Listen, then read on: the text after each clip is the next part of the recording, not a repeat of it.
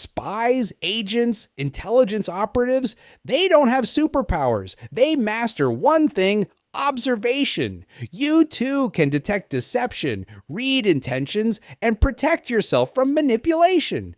But here's the problem. Most people think they're good at spotting lies, when in reality, they're the easiest to fool. Today, I'll teach you how the CIA and ISI read people, expose fake intentions, and prevent themselves from being played. Let's begin. Chapter 1. The eyes never lie, but the words do. During my time in the field, I once interrogated a suspected double agent. His words were perfect, his tone was calm, but his eyes flickered to the left when recalling past events. That was his tell. Key lesson: eyes move left when recalling real memories. Eyes move right when fabricating details. Rapid blinking during a critical question: they're processing a lie. Prolonged eye contact could be an overcompensation for deception. Chapter 2, the power of silence. Let them expose themselves. A field agent once told me, the best way to catch a liar is to say nothing. In an interrogation, a suspect was rambling excuses. Instead of arguing, I stared at him in silence. The discomfort made him over-explain. And that's where he slipped up. Key lesson: people hate silence. Liars fill it with unnecessary details. Genuine people are comfortable with short pauses. Let them talk, and their story will break apart. Chapter 3. Micro-expressions, the 1-second truth. Imagine shaking hands with someone who's smiling, but for a split second, you catch a flash of disgust on their face. That's their real emotion leaking out. Key lesson: micro-expressions last less than a second. Signs of deception: lip compression, holding back words. Forced smile, doesn't reach the eyes. Brief flashes of contempt, raised corner of the lip. Chapter 4, the art of misdirection, how they fool you. A politician once dodged a tough question by shifting the topic. The audience never noticed. They were too distracted by the unrelated story he told right after. Key lesson: liars redirect by answering a different question. They use humor or emotional appeal to deflect suspicion. Watch how someone responds under pressure. If they stall, they're thinking of a lie. Watch for these in negotiations, friendships, and relationships. Chapter 5. Reading the unspoken. Body language of deception. A businessman once told me he had no financial issues, but his crossed arms, tightened jaw, and foot tapping screamed anxiety.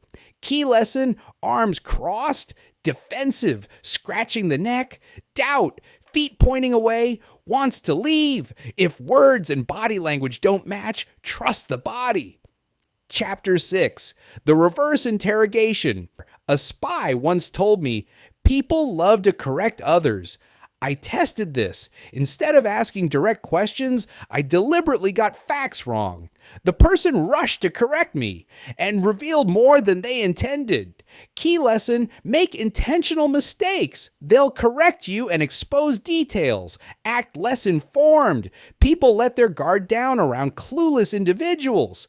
Play dumb, listen more, and extract valuable intel. Chapter 7, spotting fake friendships and manipulators. A friend of mine once laughed at my jokes, supported my dreams, until I refused to do him a favor. His true colors showed. The warmth was fake, the loyalty was conditional. Key lesson: fake people, overly charming at first, disappear when you say no. Real ones, consistent whether you benefit them or not. Chapter 8, the echo test. Checking for authenticity. I met a man who repeated everything I said. I love old books, I mentioned.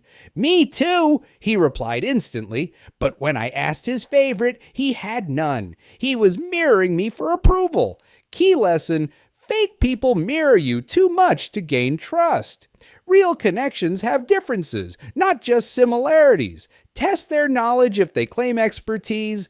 Fakers crumble under deeper questioning. Chapter 9, the 2 lies, 1 truth. During an investigation, I asked a suspect 3 questions, 2 irrelevant, 1 critical. He answered all confidently except the last. He hesitated.